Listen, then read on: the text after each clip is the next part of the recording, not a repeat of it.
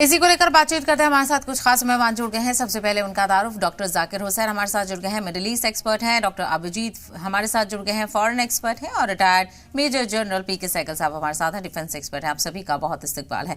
पीके सहगल साहब, आपसे शुरुआत करना चाहेंगे। जिस तरह से अमेरिका की तरफ से रवैया देखने को मिल रहा है, इससे पहले भी उन्होंने हमले की धमकी दी थी और फिर पलट गए थे, और एक बार फिर से उन्होंने हमले की धमकी दी और फिर पलट गए। तो क्या इसको अमेरिका की नाकामी से ताबीर किया जा सकता है, कंपेयर किया जा सकता है? देखो, अमेरिका किसी तरह से जंग नहीं चाहता। साफ तौर पर जानता है कि अगर जंग होती है तो नुकसान ज्यादा अमेरिका का हो। अगर उन्होंने अंडरग्राउंड सी केबल्स बर्बाद कर दिए तो पूरे financial transactions, digital transactions, communication जो है between Europe and Asia and also on to America, वो कम्प्लीटली खत्म हो जाएगा। और जहाँ तक स्ट्रेट ऑफ हॉर्मुज़ का ताल्लुक है, उसको तो खुलवा नहीं सकते। और ईरान जो है जवाबी कार्रवाई में इतनी बड़ी तबाही मचाएगा जीसीसी कंट्रीज के अंदर कि दुनिया दुनिया जो है कम से कम 4 से 5 साल तक मुसीबत को झेलेगी। और दुनिया बहुत बड़े पैमाने पे रिसेशन में चली जाएगी, बिल्कुल उसी माफी जैसे ग्रेट डिप्रेशन हुआ था 1929 में। और तो साफ तौर पर साथ में वहाँ के अपने अपने लोगों के साथ में नहीं है। Only 30% people in America are in favour of war, 70% are totally against it. और साथ में 70% लोग साफ तौर पे कह रहे हैं कि ट्रंप का हैंडलिंग ऑफ द वॉर जो है बिल्कुल सही नहीं है। ट्रंप बार बार धमकियों के माध्यम से एक किस्म से psychological warfare, mind games and postering करते हैं। तो ये तय कर कर और ये समझ कर कि हो सकता है कि ईरान जो है झुक जाएगा, लेकिन ईरान ने साफ तौर पर कहा कि हम हर तरह की बातचीत के लिए तैयार हैं, लेकिन बातचीत होनी चाहिए डिग्निटी के साथ में, बातचीत होनी चाहिए, नॉट थ्रू थ्रेट्स। और दूसरा वो कह रहे हैं साफ तौर पर अमेरिका को किसी प्रकार से ट्रस्ट ही नहीं करते, क्योंकि अमेरिका 2 बारी बातचीत कर रहे थे, कोई जून लास्ट ईयर और एक बारी फरवरी 28 को, दोनों बारी उन्होंने बैकस्टेप किया। तो ऐसे में क्या गारंटी है कि अमेरिका बैकस्टेप नहीं करेगा। साथ ही साथ तो ये भी कहा कि हम किसी प्रकार से जो समझौते का मतलब ये नहीं कि हम सरेंडर करेंगे, हम सरेंडर करने के लिए किसी प्रकार से तैयार नहीं है। हम हर प्रकार से युद्ध के लिए रेडी है। अगर अमेरिका कुछ गलती करता है, इस पर भी कार्रवाई करता है, तो हम बहुत बड़े पैमाने पर अमेरिका के और अमेरिका के एलाइज को बर्बाद कर सकते हैं। और अमेरिका साफ तौर पर जानता है कि जिस तरह की बर्बादी हुई है, उनके 30 बेसिस में से 19 बेसिस तो कम्प्लीटली वाइप आउट हो गए। काफी बेसिस में बहुत नुकसान हुआ। उनके कई कम से कम 25,000 मारे जा चुके हैं। ऐसे बिल्कुल नुकसान खासा हुआ है अमेरिका को भी, लेकिन वो इस तरह से दिखाने की कोशिश नहीं करता है, खास करके जब डोनाल्ड ट्रंप के बयान सामने आते हैं। इसी को आगे बढ़ाते हुए डॉक्टर अजिताभ जी, आपसे भी समझना चाहेंगे, जिस तरह से सहगल साहब ने कहा कि क्या वाकई अमेरिका के हालात इस तरह हैं कि वो जंग नहीं चाहता? क्योंकि वो दिखाता तो ऐसा नहीं है कि वो जंग नहीं चाहता, वो बार बार धमकी देता है कि हमला कर देंगे, ईरान सुधर जाए। बिल्कुल, देखिए सहबा जी, पहले भी ऐसा हो चुका है। आपने बिल्कुल सही कहा। अभी ये हालत हो गई है राष्ट्रपति ट्रंप की कि एक तरफ वो पलटीबाज हैं और दूसरी तरफ धमकीबाज भी हो गए। ये दोनों, उनको विशेषण दिया जाए तो कोई अतिशयोक्ति नहीं होगी, क्योंकि जिस तरह से उन्होंने बार बार पलटी मारी है, मुश्किल उनके साथ ये है 2 तरह की। एक तो डोमेस्टिक जो प्रेशर है और दूसरा इंटरनेशनल प्रेशर। डोमेस्टिक देख लीजिए, उनकी अप्रूवल रेटिंग वॉर को लेके बहुत ज्यादा गिर गई है। 64% जो अभी एक न्यूयॉर्क टाइम्स की आई है अप्रूवल की रेटिंग, उसमें 64% अमेरिका के लोग जो हैं वो ईरान के युद्ध को गलत मानते हैं, उसका सपोर्ट नहीं करते हैं। दूसरी तरफ इजराइल को भी वो सपोर्ट नहीं करते हैं। अमेरिकन जनता का ये महंगाई इतनी वहां बढ़ गई है, इन्फ्लेशन इतना बढ़ गया है, तेल और गैस के दाम इतने बढ़ गए हैं। तो एक तो ये डोमेस्टिक है, और दूसरी तरफ जो विपक्षी पार्टी है डेमोक्रेटिक पार्टी, वो 8वीं बार फिर से सीनेट में रिजोल्यूशन लाने जा रही है कि जब वॉर के लिए राष्ट्रपति को तो अधिकार ही नहीं है, ये वहां की जो कांग्रेस है, जो पार्लियामेंट है अमेरिका की, उसको अधिकार है। तो ये किस बिला पे जा रहे हैं वॉर के लिए राष्ट्रपति ट्रंप? तो डोमेस्टिक ये प्रेशर है। दूसरी तरफ देखिए इंटरनेशनल जो प्रेशर है वो भी बहुत ज्यादा है। एक तरफ आप देख लीजिए आर्थिक जो प्रेशर है, वॉर कॉस्ट कहने को तो ये 29 अरब डॉलर कह रहे हैं, लेकिन कम से कम 500 अरब डॉलर का खर्च हो चुका है इस ईरान वार में अमेरिका को। दूसरी तरफ इनके हथियार कम होने लगे हैं। इनके 40 दिन के वॉर में 39 इनके फाइटर प्लेन की बर्बादी हो चुकी है, ईरान ने कर दी है। और उसके अलावा आप देखिए कि जो भौगोलिक वहां का ईरान का है, उसमें ये तो वॉर जीतने से रहे। हॉर्मुज को उसने ईरान ने हथियार बना लिया है, केबल्स को उसने हथियार बना लिया है। तो इस तरह से तेल की आपूर्ति भी ठप कर दी है। तीसरी तरफ देखिए जो सहयोगी हैं अमेरिका के, चाहे वो नेटो हो चाहे गल्फ अरब के देश भी क्यों ना हो, ये सब भी अमेरिका को अब सपोर्ट तो कर नहीं रहे हैं। गल्फ के देशों के लिए परमाणु अभी प्रायोरिटी नहीं है, अभी उनके साथ है कि किसी तरह से वॉर रुके और आर्थिक स्थिति पटरी पे आए। तो इस तरह से वो उलझ गए हैं एक तरह से ट्रंप, और इससे सेफ एग्जिट की बात किसी न किसी एक तरफ वो कह रहे हैं कि संघर्ष विराम को अब बढ़ा दिया, और दूसरी तरफ वो कह रहे हैं पाकिस्तान पे एहसान किया, दूसरी तरफ गल्फ के देशों के रिक्वेस्ट को मान लिया, और इसलिए अभी हमने रोक दिया। बिल्कुल बिल्कुल, जो दिखाने की कोशिश की जा रही है उसके बरक्स जो बिहाइंड द डोर है वो हालत काफी अलग नजर आती है। उसी के पेश नजर डॉक्टर जाकिर हुसैन आपसे भी समझना चाहेंगे कि ईरान इन पूरे रवैयों को अपनी जीत मान रहा है, तो क्या वाकई ईरान इस पोजीशन में है कि अमेरिका को कहीं ना कहीं झुकना होगा, क्योंकि उसने ये भी कहा कि बातचीत का मतलब सरेंडर नहीं है, यानी लगातार ईरान की तरफ से एक स्टैंड लिया जा रहा है, अपनी बातों को क्लियर किया जा रहा है कि अगर आपको बातचीत करनी है, अगर आप ये नहीं दिखाना चाहते कि आप यहां पर हार गए हैं, तो कम से कम बातचीत तो आप करें, शर्तों को तो माने। जी हाँ, बिल्कुल आप सही कह रही हैं। ईरान जो है एक विक्टोरियस पावर की तरह बिहेव कर रहा है, क्योंकि ट्रम्प जो है चारों तरफ से जो है घिर गए हैं। और मैं एक लाइन में ये कहना चाहता हूँ कि ट्रम्प ने सुपर पावर अमेरिका को एक दोयम दर्जे के पावर के बीच में लाके रख दिया है। अब उनकी समझ में नहीं आ रहा है किस तरीके से इज्जत बचा के बाहर निकला जाए।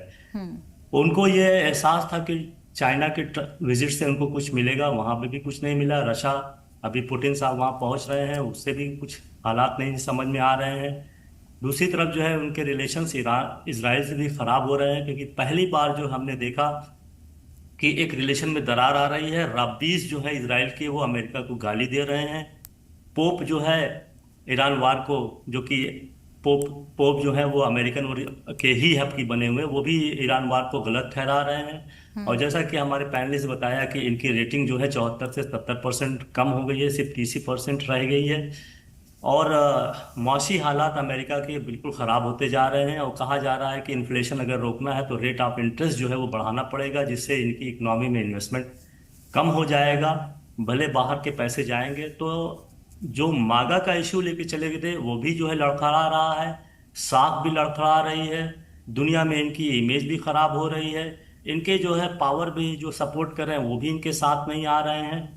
और दूसरी तरफ अगर हम देखें ईरान को, तो वो एक से बढ़कर एक जो है टूल इस्तेमाल करता चला जा रहा है। वो वार इकोनॉमी को अपने फेवर में ला रहा है, जैसे कि केबल काटने की बात कर रहा है। तो $14 बिलियन वो मांग रहा है बड़ी बड़ी कंपनी से, जैसे मेटा है, अमेजन है, गूगल है।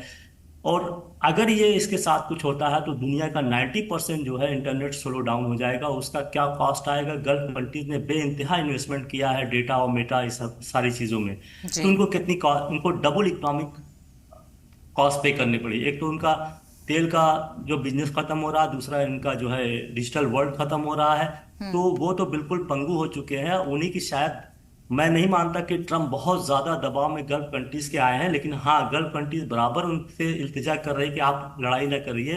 हाँ, ट्रम्प ने इसको एज ए फेस सेविंग लिया है, लेकिन हम ट्रम्प के ऊपर रिलाई नहीं कर सकते। अनप्रिडिक्टेबल तो है, लेकिन रिलाई नहीं कर सकते। उन्होंने 2 से 3 दिन का वक्त दिया है, और मेरे हिसाब से मैं जो सोच रहा हूँ, ट्रम्प एक बार अटैक करेंगे, उसके बाद फिर सोल्यूशन निगोशिएटिंग टेबल पर आएंगे। और उस अटैक को ईरान कैसे लेता है, that depends more on the circumstances. अगर वो उसको हैवली जो है अटैक करता है, तो तेल की प्राइसेस बढ़ेंगी। सारी जो हम लोग जानते हैं जितनी भी चीजें हैं, गल्फ ऑफ हॉर्मुज़ की जो अहमियत है, तो दुनिया एक बड़े खसारे की तरफ बढ़ रही है।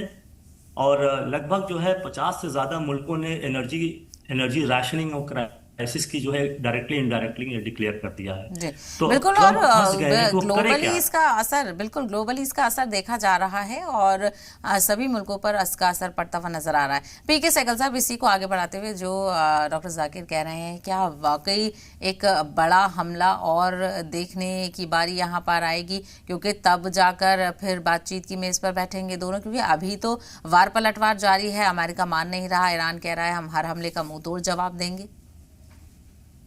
देखो, ये कहावत है, जो गरजते हैं उससे बरसते नहीं। ट्रम्प जो है बार बार झूठ बोलते हैं। अगर आप देखो, जब उधर गए चाइना में, तो उन्होंने साफ तौर पर कहा कि चाइना हमसे 200 जहाज खरीदने जा रहा है, चाइना हमसे इतने बड़े पैमाने पर सोयाबीन खरीदने जा रहा है, इतने बड़े पैमाने पर एग्रीकल्चर प्रोडक्ट्स खरीदने जा रहा है। लेकिन चाइना ने बिल्कुल चुप्पी हरी हुई है। चाइना ने इसका कोई पुष्टि नहीं की। ऐसे में वास्तव में असलियत क्या है कोई नहीं जानता। लेकिन मुझे नहीं लगता ट्रम्प को कुछ भी हासिल हुआ है चाइना के विजिट से।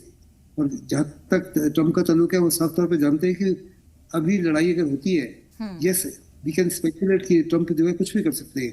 ट्रम्प मैवरिक है, अनरिलायबल है, और वास्तव में वो कहते हैं I am the king, I am the law. कुछ भी कर सकते हैं, कांग्रेस की अप्रूवल हो या ना अप्रूवल हो, उसके बावजूद भी कुछ कर सकते हैं। हो सकता है कि दोबारा जंग करे, लेकिन अगर वो दोबारा जंग करते हैं तो ईरान में तो जबरदस्त बर्बादी होगी, इसमें किसी प्रकार का कोई शक नहीं। ईरान में बहुत जबरदस्त बर्बादी होगी, लेकिन उसके बावजूद ईरान जो है झुकेगा नहीं। 2500 साल पुरानी सिविलाइजेशन है, 2500 साल में ये आज तक कभी कभी नहीं झुका। और उन्होंने साफ तौर पे कहा है हम हर प्रकार से बातचीत करने के लिए तैयार हैं, लेकिन धमकियां देना बंद कीजिए।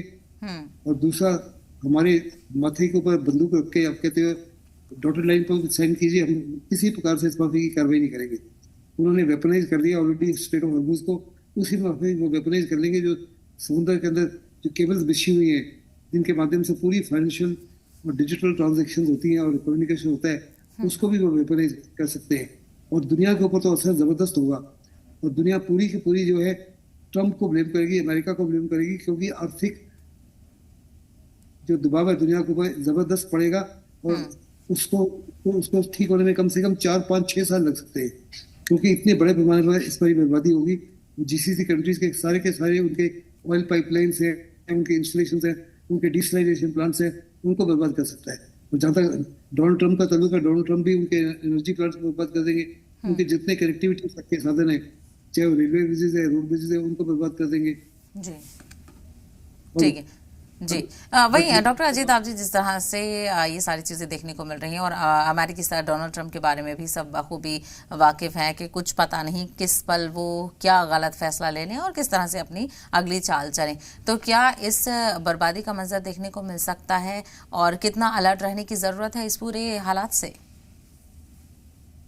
देखिए, मुझे लगता है कि युद्ध से पहले थोड़ी सी उम्मीद तो जगी है, क्योंकि दोनों तरफ से हम देख रहे हैं कि ईरान भी थोड़ा सा पीछे आया, थोड़ा सा उसने अपना रुख नरम किया है, लचीला बनाया। और दूसरी तरफ अमेरिका ने भी अपनी जो जिद्दीपना है उसको थोड़ा सा कम किया है, अब वो पीछे आ रहे हैं। तो दोनों तरफ से जो ये बातचीत का बार बार दोनों तरफ से जो जिस तरह से चल रहे हैं, शर्तों पे शर्तें रखी जा रही हैं, उसको रिफाइन किया जा रहा है, फिर से सबमिट कर रहे हैं। तो मुझे लगता है कि इससे थोड़ी सी उम्मीद बातचीत की दिख रही है। और चूंकि दोनों आर्थिक रूप से और कह लीजिए हर तरह से कूटनीतिक रूप से, रणनीतिक रूप से परेशान है और दुनिया भी परेशान है, तो मुझे लगता है कहीं ना कहीं बातचीत से रास्ता सुलझने का उम्मीद जगी है।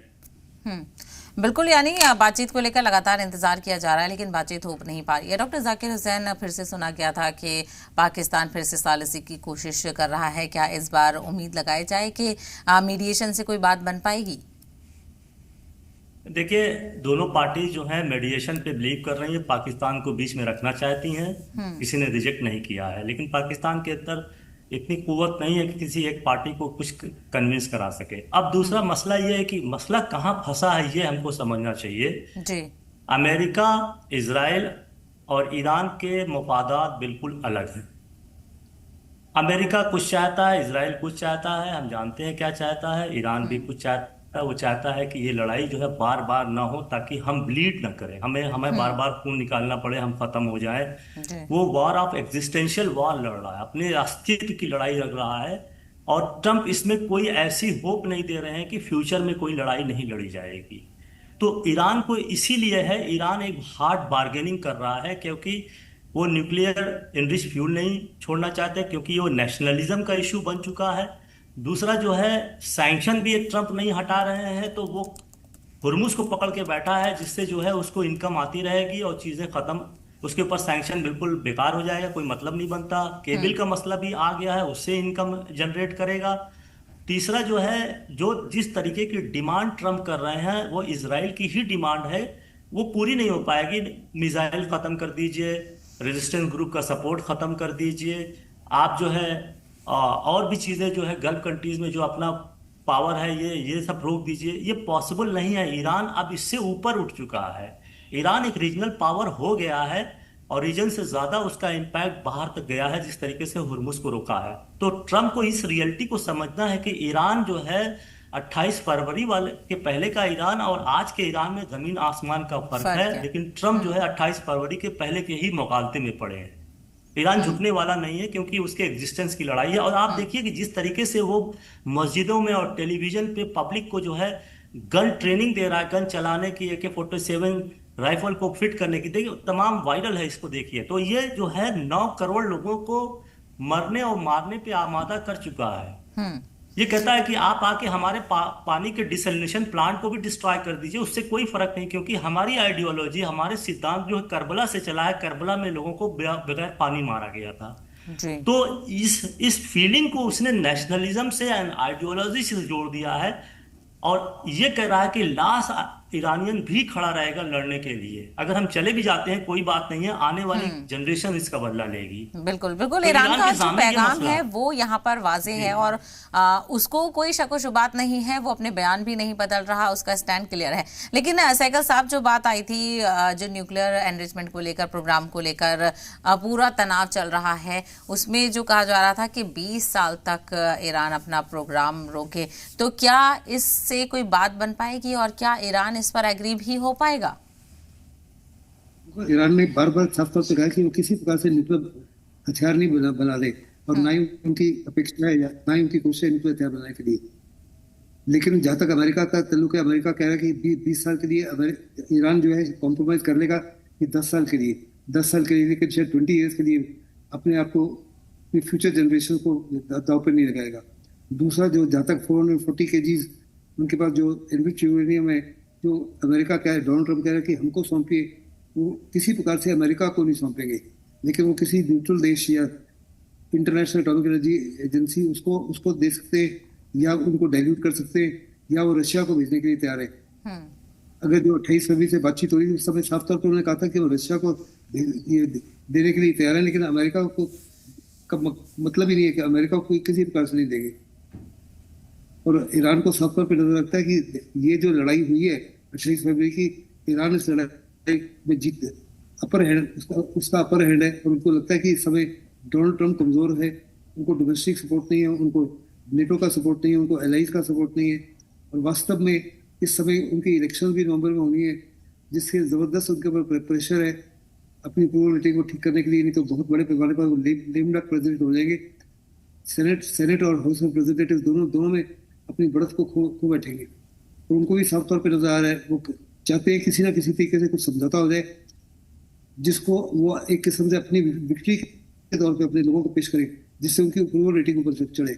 लेकिन मुझे नहीं लगता कि अमेरिका गलती करेगा दोबारा लड़ाई करने की, लेकिन इसकी कोई गारंटी नहीं है। जैसे कि मैंने कहा, वी कैन ओनली स्पेक्युलेट, क्योंकि डोनाल्ड ट्रम्प जो है कुछ भी कर सकते हैं, और इसलिए क्योंकि उनको कांग्रेस की अप्रूवल की आवश्यकता लेते ही एग्जीक्यूटिव ऑर्डर साइन करते जाते हैं।